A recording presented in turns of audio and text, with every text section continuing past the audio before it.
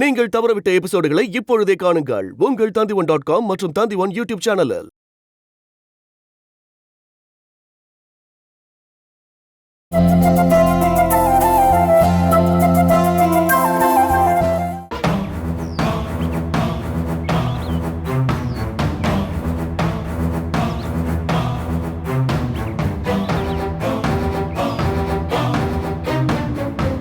Daddy, என்னம்மா சொல்லு. நீங்க சொன்னதுதான் சரி. அப்படி அவர் ஜெயிக்க நான் விட மாட்டேன். எனக்கு கிடைக்காத எதுவும் வேற ஒருத்தருக்கு கிடைக்க இந்த ஸ்வேதா ஒத்துக்க மாட்டா. எனக்கு டிவோர்ஸ் வேண்டாம் டாடி. என் காலடியில போட்டு மிதிக்கிறதுக்கு எனக்கு அவர் வேணும். அப்படி என்ன தோக்கடிச்சு அவ கலெக்டருக்கு மனைவி ஆக வேண்டாம். இப்பதாமா நீ என் பொண்ணு மாதிரி பேசுற. உன்னை தூக்கி போட்டுட்டு நீ இருந்த இடத்துல அவளை கொண்டு வரதுக்கு அவன் செய்யற முயற்சியை நாம எப்படியும் தடுத்து நிறுத்திதான் ஆகணும். இன்னையில இருந்து அவங்களை கண்காணிச்சுக்கிட்டே இருப்பா இந்த ஸ்வேதா.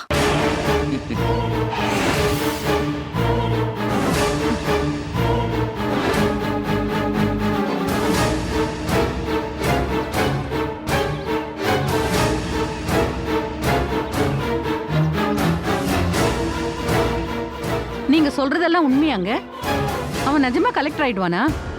இங்க பாரு, ஓடுற நாய்க்கு ஒரு அடி முன்னாடி போகணும்னு சொல்லுவாங்க. ஆனா இது பறக்கிற கிளியாச்சே, 9 அடி நாம முன்னாடி பறந்தாகணும்.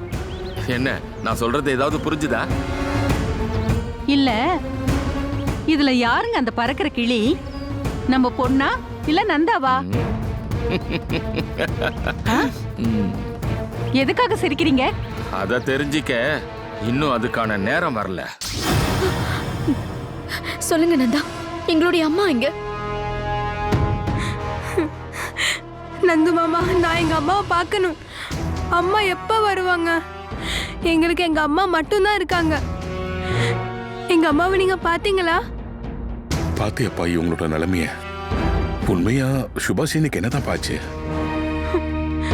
அவங்கள பத்தி இப்பவும் சரியா எந்த ஒரு தகவலும் கிடைக்கல அங்கிள். அப்படின்னா சுபாஷினி வேற எங்க தான் போயிருப்பா?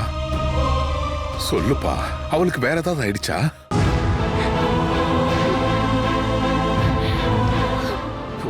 எதுவா இருந்தாலும் தயங்காம சொல்லுப்பா. சுபாஷினி வெளிநாட்டுக்கு தானே வேலைக்கு போனா.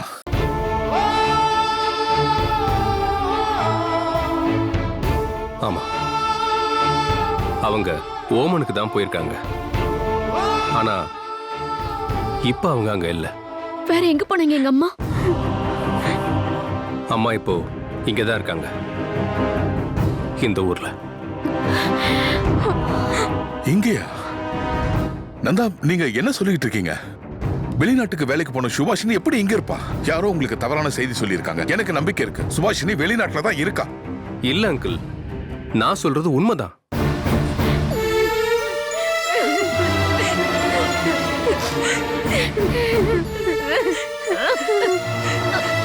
இங்க பாரு, அழாதம்மா. உன்னோட அம்மா இந்த ஊர்ல தான் இருக்காங்க. இப்ப நான் சொல்ல போறத எல்லாரும் கொஞ்சம் பொறுமையா கேட்கணும். எம்எஸ்சில கிடைச்ச இன்ஃபர்மேஷன் படி உங்க அம்மா திரும்ப இந்த ஊருக்கு வந்து 2 வாரம் ஆகுது. என்னது? அம்மா வந்து 2 வாரம் ஆச்சா? அப்போ அம்மா எங்க? இரு, நான் சொல்றேன். உண்மையை சொல்லணும்னா உன் அம்மாவை ஏமாத்திருக்காங்க.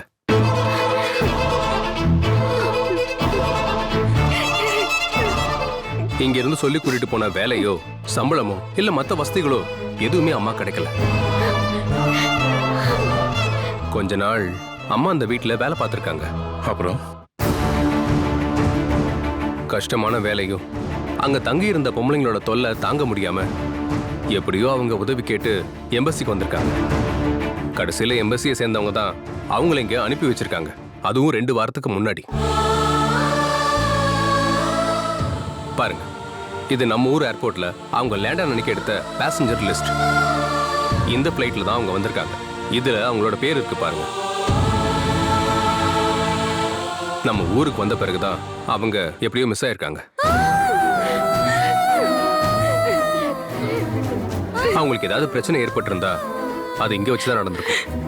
அக்கா நம்ம அம்மாக்கு என்ன இருக்கும்க்கா? நந்தா, அப்புறம் அம்மா எங்க தான் போனாங்க? ஊருக்கு வந்தும் ஏன் எங்களை பார்க்க வரவே இல்லை? நந்தா, பிரச்சனைங்க நாம நினைச்சதை விட பெருசாவே இருக்கு. 2 வாரத்துக்கு முன்னாடி இந்தியாவுக்கு வந்த சுபாஷினி இது வரைக்கும் வீட்டுக்கு வரலன்னா அதுக்கு அர்த்தம் அவங்க ஏதோ ஒரு பெரிய ஆபத்துல மாட்டிருக்காங்களோன்னு எனக்கு தோணுது. அக்கா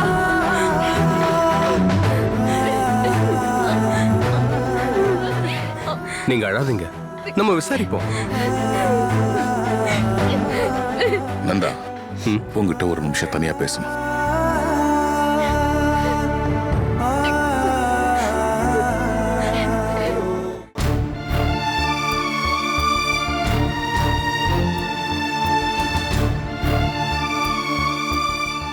சொல்லுங்க அங்கிள்.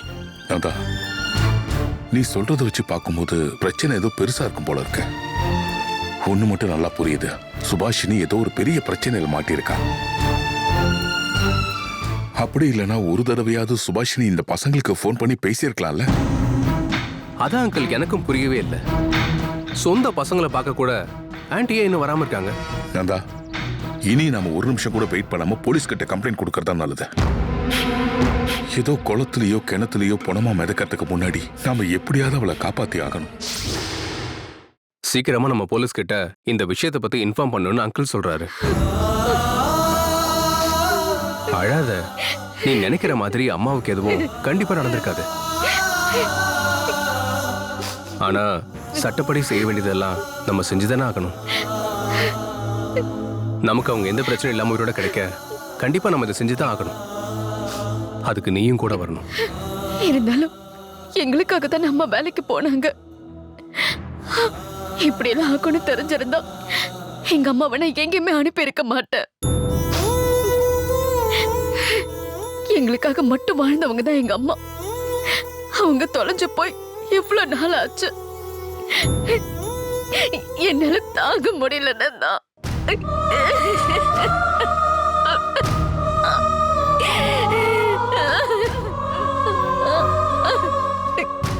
காயத்ரி, அழாத, நான் கூட இருக்கேன்ல. நம்ம தேடி பார்ப்போம்.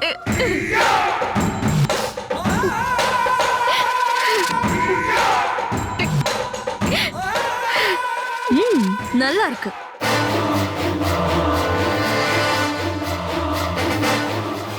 என்னோட புருஷனும் அவரோட பழைய காதலியும். ஓ, அப்போ டிவோர்ஸ் கொடுத்து என்ன அவாய்ட் பண்ண பார்த்தது இதுக்காக தான் இல்ல? ஸ்வேதா, காயத்ரியோட அம்மாவை காணோம். அவங்களுக்கு என்ன ஆச்சோ ஏதாச்சோன்னு இவங்க எல்லாருமே பயத்துல இருக்காங்க. ஆமா, பயமா தான் இருக்கும். இந்த மாதிரி கஷ்டம்னா ஓடி வரத்துக்கும் ஆறுதல் சொல்றதுக்கும் ஆள் இருக்கும் போது பயப்படுற மாதிரி நடிச்சா தானே கூடவே இருக்க முடியும்.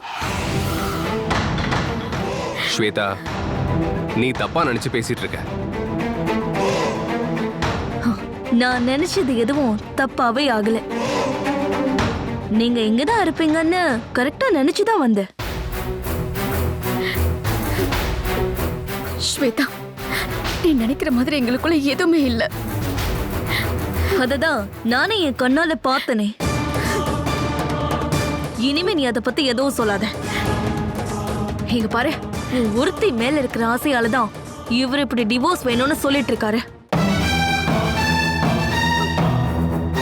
இங்க பாரு, நமக்கு நடுவுல இருக்க பிரச்சனையில இந்த அப்பாவிய தேவையில்லாம உள்ள இருக்காத. ஐயோ, ரொம்ப அப்பாவிதான். பெத்த அம்மா தொலைஞ்சு போயிருக்கிற இந்த நேரத்திலயும் அடுத்தவ புருஷனை எப்படி வளைச்சு போடலான்னு பாக்குற இவெல்லாம் அப்பாவியா? காயத்ரி, இவகிட்ட பேசி டைம் வேஸ்ட் பண்ண வேண்டாம். நம்ம சீக்கிரமா போய் ஸ்டேஷன்ல கம்ப்ளைண்ட் கொடுத்தாகணும். வா. இவளோட அம்மாவை காணும்னா இவளே போய் கம்ப்ளைண்ட் கொடுப்பா. அதுக்காக ஏன் புருஷன் கஷ்டப்பட வேண்டாம். உன்னோட புருஷங்கிற போஸ்டிங்க நான் ரிசைன் பண்ணியாச்சு. இன்னைக்கு எல்லாத்தையும் கோர்ட் முடிவு பண்ணும். இப்ப நீ கேட்கிற தேவையில்லாத கேள்விக்கெல்லாம் பதில் சொல்லணும்னு எனக்கு அவசியமே கிடையாது. அது சரி, என்னோட புருஷங்கிற பதவிய ரிசைன் பண்ணிட்டீங்கல்ல? அப்படின்னா என்ன விட்டுட்டு இவளுக்கு புருஷனாகிறது தான் உங்களோட விருப்பம் இல்ல? இல்லாதத சொல்லாத ஸ்வேதா. நீ பேசாத. உன் குடும்பத்தோட பெருமைய ஏன் வாயால சொல்ல வச்சிராத. இங்க பாரு, உனக்கு எனக்கு எந்தவித உறவு இல்லைன்னு நம்ம பேசி முடிவு பண்ணிட்டோம். வெளியே போ. இதுக்கப்புறம் என் பின்னாடி வராத. வெளியே போடி.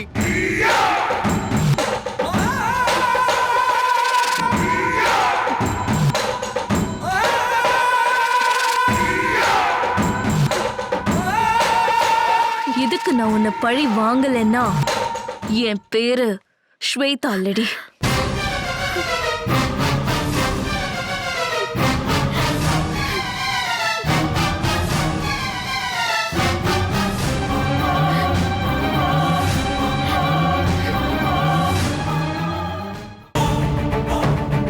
நீ அங்கேயே அவன் கன்னத்துல ஒரு அறை கொடுத்துட்டு வர வேண்டியது தானே. அவன் கட்டி பிடிச்சி ஆறுதல் சொல்ல போயிருக்கான். ராஸ்கல். இருந்தாலும் என் பொண்ணு கண்ணு முன்னாடியே இன்னொருத்தி கையை பிடிக்க எப்படி அவனுக்கு தோணுச்சு? இந்த எல்லா ஆம்பளைங்களுமே இப்படிதான். விடுங்கம்மா. இது எல்லாத்துக்கும் சேர்த்து நான் அவங்கள பழி வாங்குவேன். அவர் இந்த வீட்டுக்கு திரும்பி வரட்டும். அவரை நிம்மதியாவே இருக்க விட மாட்டேன். அவன் நம்மள பழி வாங்கிக்கிட்டு இருக்காமா. கிடைச்ச வாய்ப்பை வச்சு உன்னை கஷ்டப்படுத்தணும் தான் அவன் இப்படி எல்லாம் பண்ணிக்கிட்டு இருக்கான். என்ன பண்றது? இப்போதைக்கு எல்லாத்தையும் நம்ம தாங்கிக்கிட்டு தான் ஆகணும். பழி வாங்குற அளவுக்கு அவனை கஷ்டப்படுத்திருக்கோம்ல.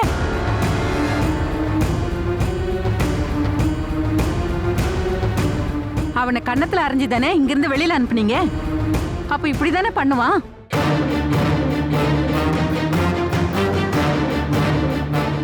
அதெல்லாம் மறக்க அவனால முடியுமா?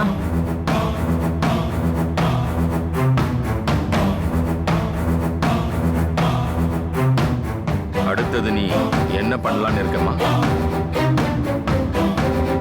எதுவா இருந்தாலும் உன் அம்மாவும் அப்பாவும் உன் கூட தான் இருப்போம்.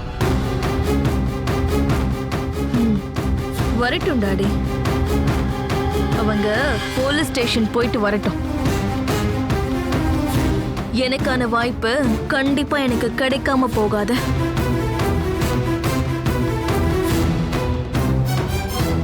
அவ கைய பிடிச்சுக்கிட்டு அவன் நம்ம கண்ணு முன்னாடியே நடக்கிறது நமக்கு பெரிய அவமானம் தான். அது உங்களுக்கு ஞாபகம் இருக்கட்டும்.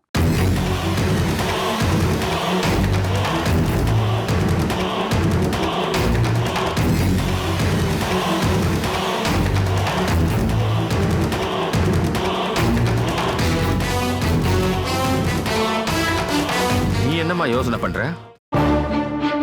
எதுவும் இல்லப்பா. ஒரு விளையாட்டுல எப்போ ஒருத்தரே தான் ஜெயிக்கணும்னு கட்டாயம் இல்லையே. ஒரு சிலதுல ஜெயிப்போம், ஒரு சிலதுல தோப்போம். ஆனா இந்த விளையாட்டை அப்படி விட முடியாது. இதுல நாம ஜெயிக்கிறதுக்காக மட்டும்தான் விளையாடுறோம்.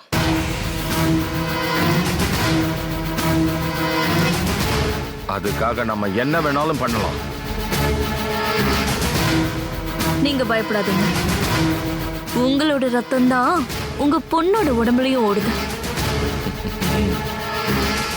அதனால கண்டிப்பா இந்த ஸ்வேதா தோத்து போக மாட்டா. நீங்க வேணா பாருங்க, எவ்வளவு திமிரா தூக்கி போட்டாலும் ஒரு நாள் அவர் என் கால் அடியில வந்து விழுவாரு. அந்த நாளை எதிர்பார்த்து இன்னையில இருந்து நான் வெயிட் பண்ண போறேன் டாடி. இங்க பாருமா, நீ தைரியமா இருமா. அம்மாவும் அப்பாவும் எப்பவும் உன் பக்கம்தாம்மா இருப்போம். அது போதும் டாடி. நீங்க மட்டும் என் கூட இருந்தீங்கன்னா நான் எங்கேயும் யார்கிட்டயும் தோக்க மாட்டேன். அதுல சந்தேகம் இல்ல. நந்தாவை அவகிட்ட இருந்து பிரிக்கிறதுக்கான வழிய நான் கண்டுபிடிச்சு வச்சிருக்கேன். டைம் ஆகும்போது நிச்சயமா நான் அதை யூஸ் பண்ணுவேன். ஆறுதல் சொல்ல மட்டும் இல்ல, ஒரு தடவை பார்க்க கூட அவளால முடியாது. இத சொல்றது ஸ்வேதா.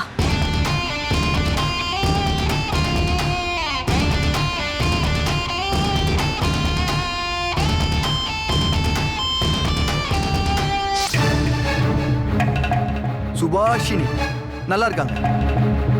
அம்மான்னு சொன்னதும் நான் நினைச்சேன் ரொம்ப வயசானவங்களா இருப்பாங்கன்னு.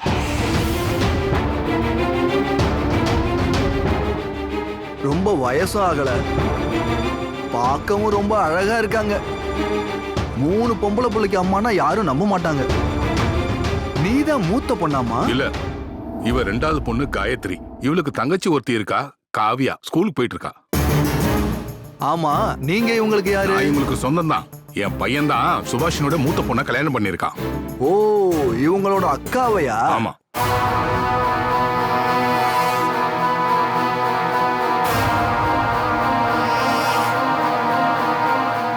அப்ப நீ இவங்களுக்கு யாரு? நான் காயத்ரியோட ஃப்ரெண்டு. ஃப்ரெண்டுனா வெறும் ஃப்ரெண்டா இல்ல உங்களுக்குள்ள ஏதாவது இருக்கா? நீங்க என்ன சொல்ல வரீங்கன்னு எனக்கு புரியுது சார். தப்பா பேசாதீங்க சார்.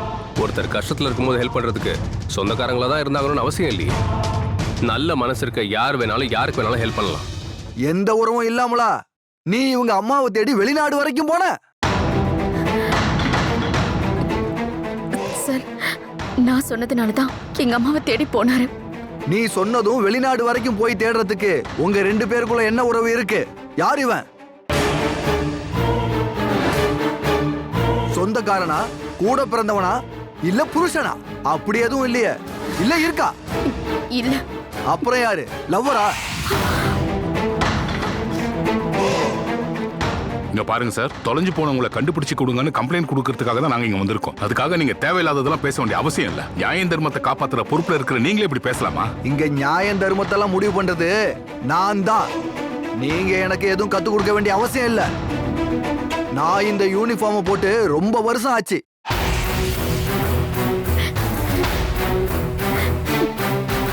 சார், எப்படியாவது எங்க அம்மாவை கண்டுபிடிச்சு கொடுங்க சார். எங்களுக்கு உதவி செய்யுங்க சார், ப்ளீஸ். எங்களுக்கு எங்க அம்மாவை தவிர வரைக்கும் யாரும் இல்ல. எப்படா எங்க அம்மா வருவாங்கன்னு கவலையோட காத்துக்கிட்டு இருக்கோம். நானும் என் தங்கச்சியும் உங்களை தான் நம்பிக்கிட்டு இருக்கோம். இப்ப நீ கேட்டது நியாயம். நீ பயப்படாதம்மா, நான் விசாரிக்கிறேன். இவ்வளவு அழகான ஒரு பொண்ணு அழுது கேட்கும்போது யாரால முடியாதுன்னு சொல்ல முடியும்? உன்னோட கவலை எனக்கு புரிஞ்சிடுச்சு. நீ பயப்படாம போ, நான் விசாரிக்கிறேன். இந்த ஊர்ல தான் அவங்க மிஸ் ஆயிருந்தாங்கன்னா சீக்கிரமாவே ஏதாவது குளத்திலேயோ குட்டையிலயோ அவங்க பாடி கிடைக்கும்.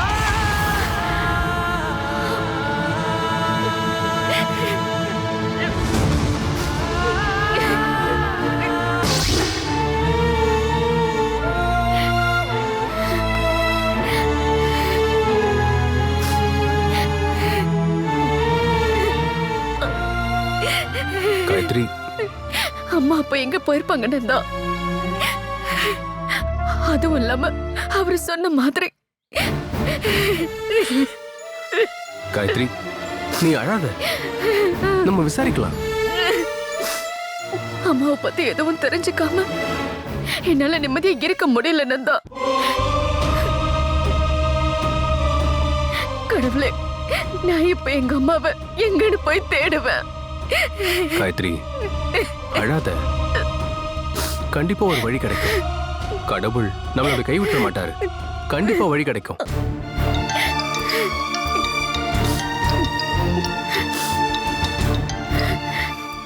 ஹலோ ஹலோ, யாரு? நீங்களா சார்? வணக்கம் சார். என்ன கிடைச்சிருச்சா? ஓகே சார், நான் ஃபோன் பண்றேன். சரி சார், தேங்க்யூ. யாரு நந்தா? காயத்ரி, நான் தான் சொன்னேன்ல, எல்லாமே முடிஞ்சிருச்சுன்னு நினைக்கும் போது கடவுள் நமக்கு கண்டிப்பா வழிகாட்டுவாருன்னு. அந்த வழி இப்போ நம்மளுக்கு கிடைச்சிருக்கு. உன் அம்மாவை கண்டுபிடிக்க ஒரு வழி கிடைச்சிருக்கு. நந்தா, நீங்க கொஞ்சம் தெளிவா சொல்லுங்க. ஏர்போர்ட்ல இருந்து அம்மாவை கூட்டிட்டு போன டாக்ஸி டிரைவர் கிடைச்சிருக்காராம். ஒருவேளை நம்ம டாக்ஸி டிரைவர் போய் பார்த்தோம்னா இன்னும் கொஞ்சம் இன்ஃபர்மேஷன் கிடைக்க வாய்ப்பு இருக்கு. வா, நம்ம உடனே அவரை போய் பார்ப்போம். போலவா?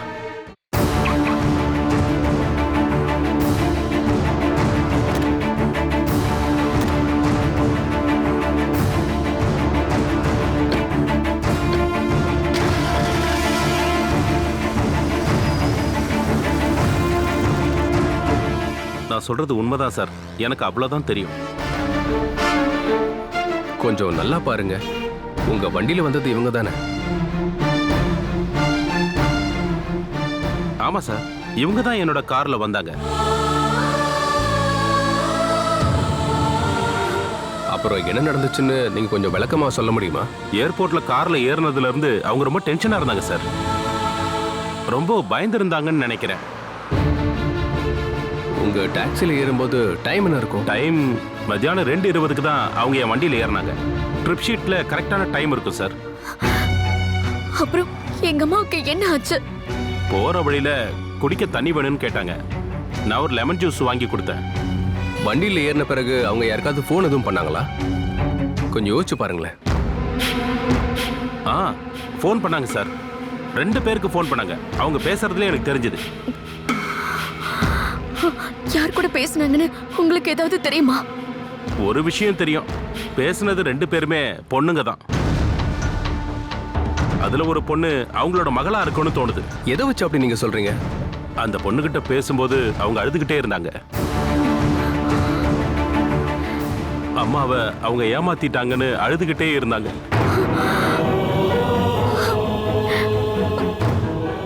அதுக்கப்புறம்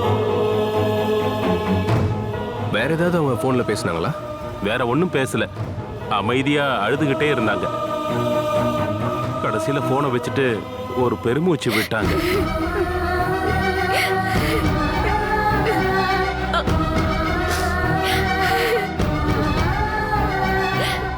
வேற யாருக்கு அவங்க ஃபோன் பண்ணாங்க? அவங்க கிட்ட என்ன பேசினாங்க?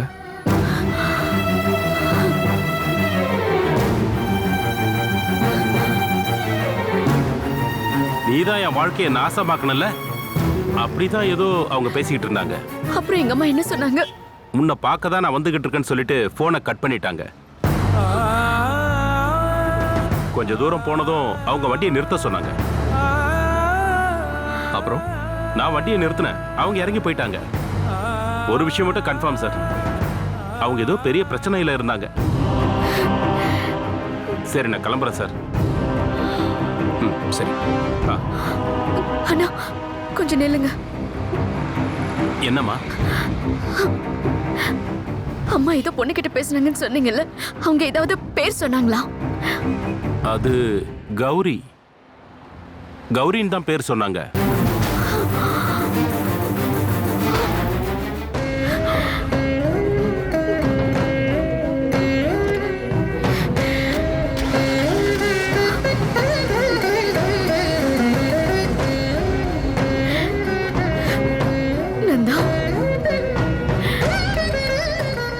அப்படின்னா அம்மா திரும்ப வந்த விஷயம் உன் அக்காவுக்கு தெரிஞ்சிருக்கு. அப்புறம் ஏன் இந்த விஷயத்தை அவங்க யாருக்கிட்டையும் சொல்லவே இல்லை? இவ்வளவு நாளா உங்க அம்மாவை தேடி நம்ம சுத்திக்கிட்டு இருக்கோம். ஆனா கௌரி ஒரு வார்த்தை கூட சொல்லவே இல்லை. எனக்கு புரியவே இல்லை நந்தா. எனக்கு எதுவுமே புரியல. ஆனா கௌரிக்கு எல்லாமே தெரியும். அம்மா எங்க இருக்காங்கன்னு ஒரு வேளை கௌரிக்கு தெரிஞ்சிருக்க வாய்ப்பு இருக்கு.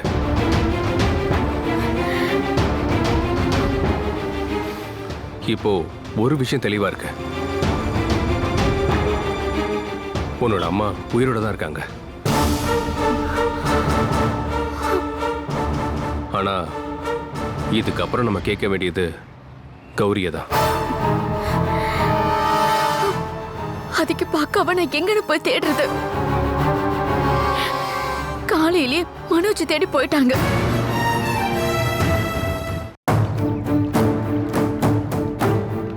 தங்கம் என்ன வேணும் உனக்கு? சொல்லு, நான் வாங்கி தரேன். ஏன் தங்க குட்டி, உனக்கு பால் வேணுமா இல்ல உன் கூட விளையாடணுமா? என்ன எதுவுமே சொல்ல மாட்டேங்குது.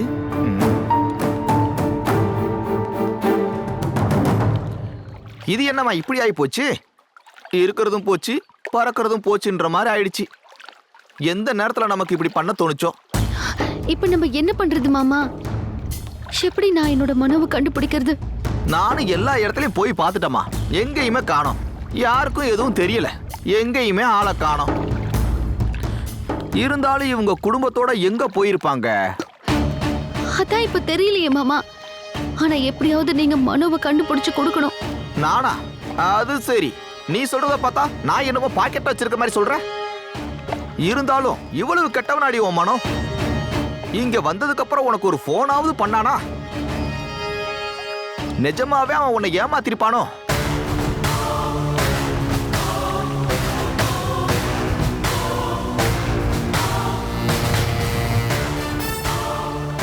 இல்ல, மனோ எனக்கு துரோகம் பண்ண மாட்டாரு.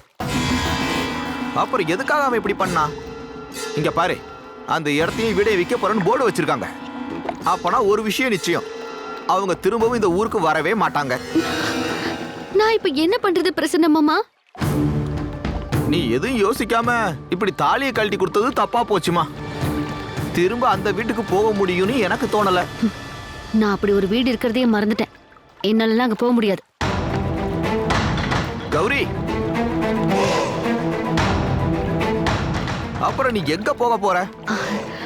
பிரசன்ன மாமா, இப்போதைக்கு நாங்க 2 பேரும் உங்க வீட்டுக்கு வரட்டுமா? என் வீட்டுக்கா? அதெல்லாம் சரிப்பட்டு வராதுமா. ஏன் அப்படி? நானே அங்க தரையில தான் படுத்திருக்கேன். கட்டில எனக்கு தூங்குறது கூட அனுமதி கிடையாது. வெளியில தான் பாக்குறதுக்கு பந்தாவா இருப்பேன். ஆனா என் நிலைமை ரொம்ப மோசம். அதனால நம்ம வேற ஏதாவது வழி யோசிப்போம். ஐயோ, ஓனான தூக்கி வேட்டுக்குள்ள விட்ட மாதிரி ஆயிடுச்சே. நீங்க என்ன யோசிக்கிறீங்க? எதுவும் இல்லம்மா. இருந்தாலுமா எனக்கு ஒரு சந்தேகம். என்ன சந்தேகம்? மனோவையும் அவனோட குடும்பத்தையும் கர்னலும் அவன் மவனும் சேர்ந்து இந்த ஊரை விட்டு அனுப்பிச்சிருப்பாங்களோ?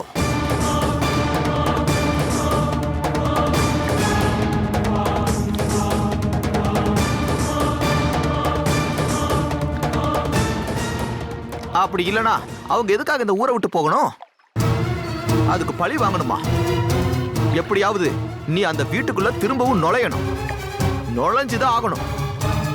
இதுக்கு பின்னாடி இருக்கிற ரகசியம் என்னன்னு நாம கண்டுபிடிக்கணும். அந்த கர்னலையும் அவருடைய பையனையும் நாம நிம்மதியா வாழவே விடக்கூடாது.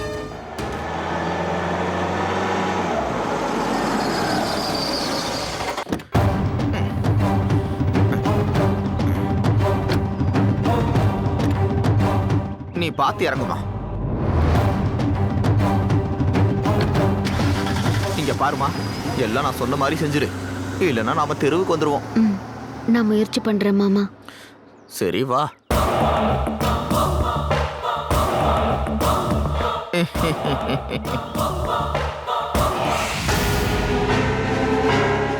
இவன் யார தேடுறான்?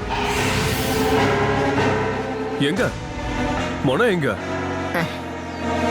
ஓ, உங்களை முன்னாடி அமிச்சிட்டு அவர் பின்னாடி வராரா? அது சரி, உங்க மனோக்கு எந்த பிரச்சனையும் இல்லல்ல? இங்க பார்ப்பா தம்பி, அப்படிலாம் பேசாதப்பா. கௌரி ரொம்ப டயர்டா வந்திருக்கா. காலையில இருந்து எதுவும் சாப்பிடல. ஐயோ, என்னாச்சு? அதோ மனோதான் கிடைச்சிட்டாரு. நல்லா சந்தோஷமா சாப்பிட்டு வந்திருக்கலாம்ல. என்னாச்சு கௌரி? குழந்தையோட அப்பா கிடைச்சிருக்காருல, கொண்டாட வேணாமா? அதுக்கு அவன் கிடைச்சாதானே தம்பி. என்னாச்சு? உன் மனமாமா திரும்பவும் ஓடி போயிட்டாரா?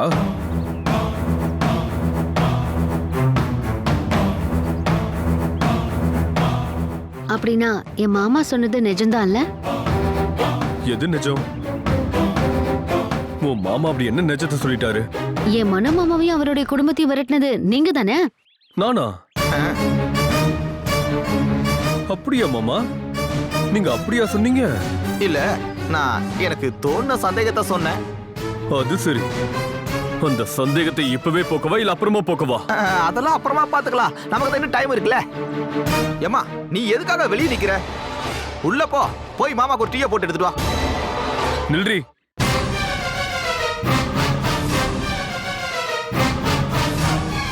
இந்த வீட்டுக்குள்ள வர உனக்கு எந்த தகுதியும் இல்ல. ஏன்பா நீ இப்படி பேசுற? இப்ப அவ எங்க போவா? அவ எங்க போனா எனக்கு என்ன? இனிமே நீ எனக்கு தேவையே இல்ல. இங்க பார்ப்பா ராஜேஷ், அவ உன்னோட மனைவி இல்லையாப்பா? அம்மா, என்னடா இப்படி அடிச்சிட்ட? அத தெரிஞ்சுக்கிட்டே இவளை கூட்டிக்கிட்டு இவ காதலனை பார்க்க போறீங்களா? இதுக்கப்புறம் ஏதாவது பேசுனீங்க உங்களை என்ன பண்ணுவேன்னு எனக்கே தெரியாது. புரிஞ்சுதா? புரிஞ்சிச்சுப்பா. நீ உனக்கு என்ன தோணுதோ அதை பண்ணுப்பா. இனிமே நான் எதுவுமே கேட்க மாட்டேன். எனக்கு எந்த பிரச்சனையுமே இல்லை.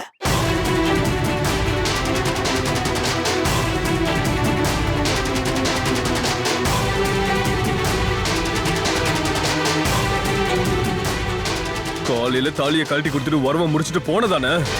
அப்புறம் எந்த மூஞ்ச வச்சுக்கிட்டு வெக்கமே இல்லாம திரும்ப என் வீட்டுக்குள்ள வர பாக்குற? என் மனோ இந்த ஊரை விட்டு போனதுக்கு நீங்க தான் காரணம்னா அதுக்கான பதில நான் உங்களை வச்சே சொல்ல வைப்பேன். என்னோட மனோ வர வரைக்கும் நான் இந்த வீட்ல தான் தங்குவேன். உள்ள கால் எடுத்து வச்சா அடுத்த அடி உனக்குதான். உள்ள போய் பாரு. தைரியம் இருந்தா இந்த கேட்டை தாண்டி பாரு. அப்போ தெரியும் உனக்கு இந்த ராஜேஷ் யாருன்னு. தைரியம் இருந்தா போடி. மாமா வேண்டாம், நீ இதுல தலையிடாத. இது ஏன் குடும்ப பிரச்சனை. இங்க பார்ப்பா ராஜேஷ், இனிமே நீ என்ன அடிச்சா கூட பரவாயில்ல, அவளை வீட்டுக்குள்ள மட்டும் சேர்த்துக்கப்பா. முடியாது. இனிமே இந்த அசிங்கம் முடிச்சவளை என் வீட்டுக்குள்ள அனுமதிக்க முடியாது. நான் இவ்வளவு அளவுக்கு அதிகமா நேசிச்சேன். அதனால்தான் இவ்வளவு நாள் இவ பண்ணது எல்லாத்தையும் தாங்கிக்கிட்டேன். இனிமே என் மனசுல இவளுக்கு இடம் இல்ல. நீ கழட்டி கொடுத்த தாலிய நல்ல தகுதியான பொண்ணுக்கு என் கையால நான் கட்டியே தீருவேன். இவளா நீங்க சொன்ன அந்த தகுதியான பொண்ணு? அப்புறம் எதுக்கு இன்னும் காத்துக்கிட்டு இருக்கீங்க? இப்பவே அந்த தாலி எடுத்து இவ கழுத்துல கட்ட வேண்டியதானே? எனக்கு தெரியும் இதெல்லாம் உங்களை செய்ய வைக்கிறது இவ தான். அக்கா தேவையில்லாம பேசாத. ஆமாண்டி, நீ சொல்றது நிஜம்தான். உன் இடத்துல காயத்ரி இருந்திருந்தா எப்பவும் பெருமையோட அவ கழுத்துல அந்த தாலி இருந்திருக்கும். ஆனா இவங்க ரெண்டு பேரையும் நான் என் கூட பிறந்த தங்கச்சி மாதிரி பாக்குறேன். ஒரே வயித்துல பிறக்கல, அவ்வளவுதான். இவங்க ரெண்டு பேரும் என் தங்கச்சிங்க தான்.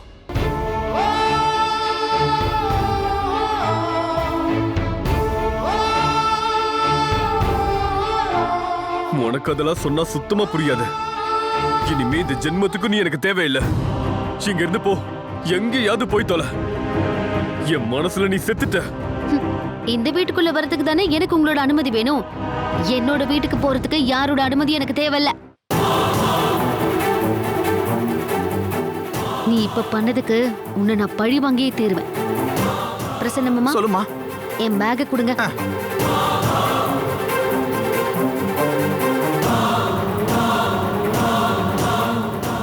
இப்ப எதுக்காக நான் இங்க நிக்கணும்?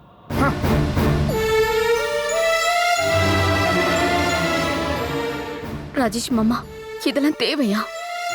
அசிங்கப்பட்ட ஒரு ஆம்பளையோட மனச நீ பாத்திருக்கியாமா? இல்லன்னா நீ என்ன பார்த்தா போதும். என்னால முடியலம்மா. என்னைக்கா இருந்தாலும் என்னை விட்டுட்டு போக தயாரா இருக்கிறவளுக்காக என் வாழ்க்கையை வீணடிக்கணுமா? நான் பண்ணது சரிதான். நீ என்ன மன்னிச்சிடுமா?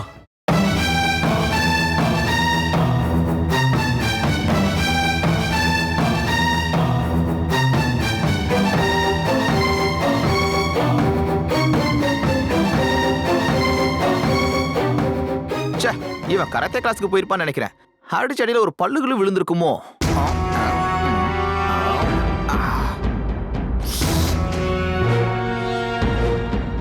நீங்க கிளம்புறதா கிளம்புங்க மாமா.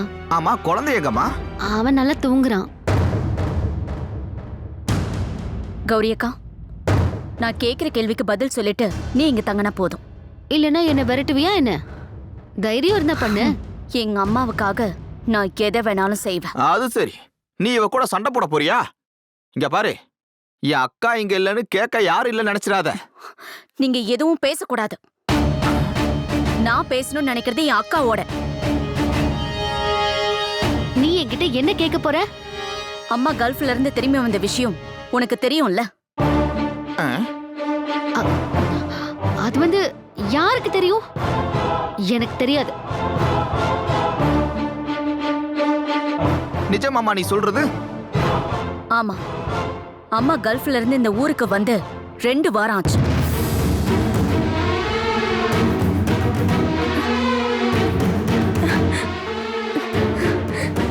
நிஜமாவாக்கா? நம்ம அம்மா வந்துட்டாங்களா? அப்போ அம்மா எங்க? அததான் நான் தெரிஞ்சுக்கணும். அம்மா திரும்பி வந்ததும் ஏர்போர்ட்ல இருந்து வர வழியில அம்மா உன் கூட போன்ல பேசிருக்காங்க. ஆமா தானே? என் கூடலாம் ஒன்றும் பேசலையே.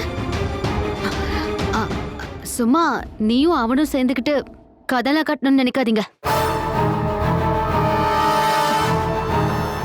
அப்ப அம்மா போன் பண்ணல? இல்ல. இந்தா, இது உன்னுடைய போன் பில்லுடைய டூப்ளிகேட் காப்பி. அம்மா வந்த அன்னைக்கு மத்தியானம் 3:10 மணிக்கு உன்னுடைய போனுக்கு வந்த நம்பர் தான் இது. இது அம்மாவுடைய நம்பர் இல்லையா?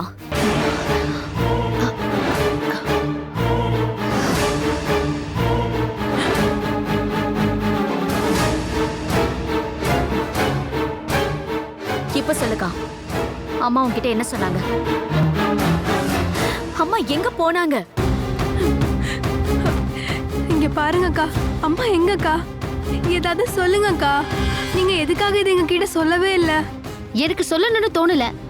பெருசா கேள்வி கேட்க வந்துட்டாளுங்க. எனக்கு நேரம் இல்லடி உங்ககிட்ட சொல்றதுக்கு. என்னுடைய கேள்விக்கு நீ பதில் சொல்லாம இந்த வீட்ல நீ தங்கறதுக்கு நான் ஒத்துக்கவே மாட்டேன். இங்க பாருமா, உண்மையை சொல்லு. என் அக்கா எங்க?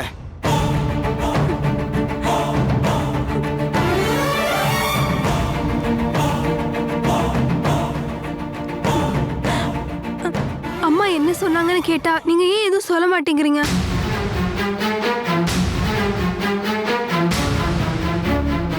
இங்க பாரு, வேற வழி இல்லாம நிக்கிறேனா. இப்ப மட்டும் நீ அம்மா எங்கன்னு சொல்லலனா அப்புறம் நான் உன்னை அக்காங்கிறதையே மறந்துடுவேன். என்ன, நீ என்ன அடிப்பியா? அடிப்பேன், கண்டிப்பா அடிப்பேன். இப்போ நீ எங்க கிட்ட சொல்லலனா நான் போலீஸ் இங்க வர வைப்பேன்.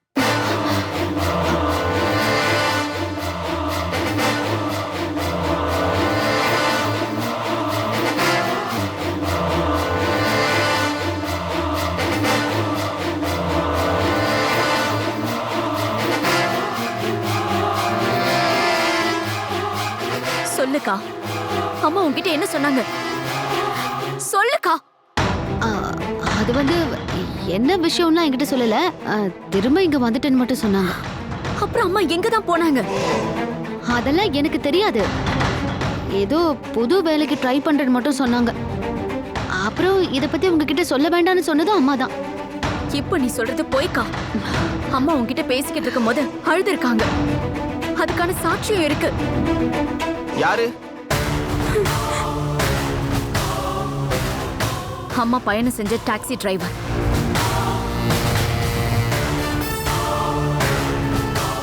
உண்மையை சொல்லுக்கா. அம்மா அப்படி அழற அளவுக்கு நீ என்ன அவங்க கிட்ட பேசின? நான் எதுவுமே பேசலடி. இப்படி அம்மாவை தேட வேண்டிய அவசியமும் இல்ல. சீக்கிரமாவே அவங்களோட சம்பள பணத்தை என்னோட அக்கௌண்ட்டுக்கு அனுப்புவாங்க. அப்ப தெரிஞ்சுக்கலாம் அம்மா எங்க இருக்காங்கன்னு. எல்லாருக்கும் சந்தேகம் போயிடுச்சா?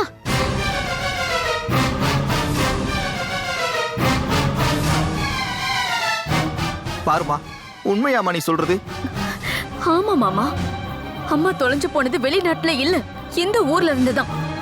அப்புறம் அம்மா எதனாலக்கா நமக்கு இன்னும் ஃபோன் பண்ணல?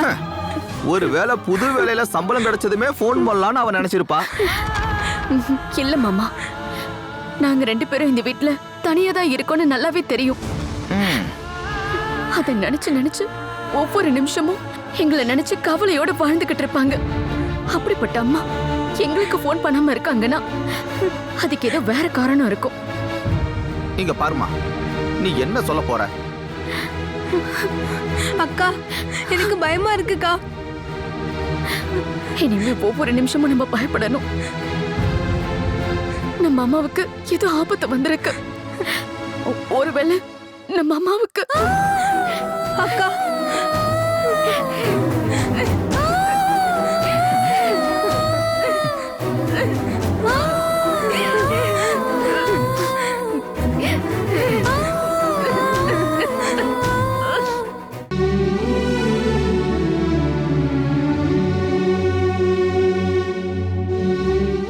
ஏனந்தா நீ கௌரிக்கு ஃபோன் பண்ணி கேட்கலையா? ஃபோன் பண்ணி பார்த்தேம்மா, சுவிட்ச் ஆஃப்னு வந்துச்சு. மனோவை தேடி போயிருக்கான்னு காயத்ரி சொன்னா. அப்படின்னா சுபாஷினி ஊருக்கு வந்துட்டு எங்க போயிருக்க முடியும்? இதுல ஏதோ ஒரு பிரச்சனை இருக்குமா? ஏர்போர்ட்ல இருந்து வர வழியில அவங்க ஃபோன் பண்ணது கௌரிக்கு தானே தெரிஞ்சிருச்சு. அத அவ ஏன் மறைச்சான்னு தான் எனக்கு புரியவே இல்லை. உண்மையிலேயே அந்த சுபாஷினி ரொம்ப பாவம்தான். தான் பெத்த குழந்தைங்களை காப்பாத்துறதுக்காக அவ இந்த வயசுலயும் வெளிநாடு போயிருக்கா. ஆமா நந்தா, அந்த கார்ல ரெண்டாவதா ஃபோன் பண்ண ஆள் யாருன்னு தெரிஞ்சுதா? இல்லம்மா, அதை பத்தி தான் நாங்க விசாரிச்சுட்டு இருக்கோம். போலீஸ்கிட்டையும் சொல்லியிருக்கோம். காயத்ரியை நினைச்சா தான் கவலையா இருக்கு. இந்த நிலைமையில தனியா எல்லாத்தையும் எப்படி தாங்குறான்னு தான் எனக்கு தெரியவே இல்லை. நந்தா, வாழ்க்கையில ஒரு சில கஷ்டத்துல நாம தனியா தான் இருக்க வேண்டி வரும். இதையெல்லாம் அனுபவிச்சு ஆகணும்னு அவ தலையில எழுதியிருக்க போல இருக்கு.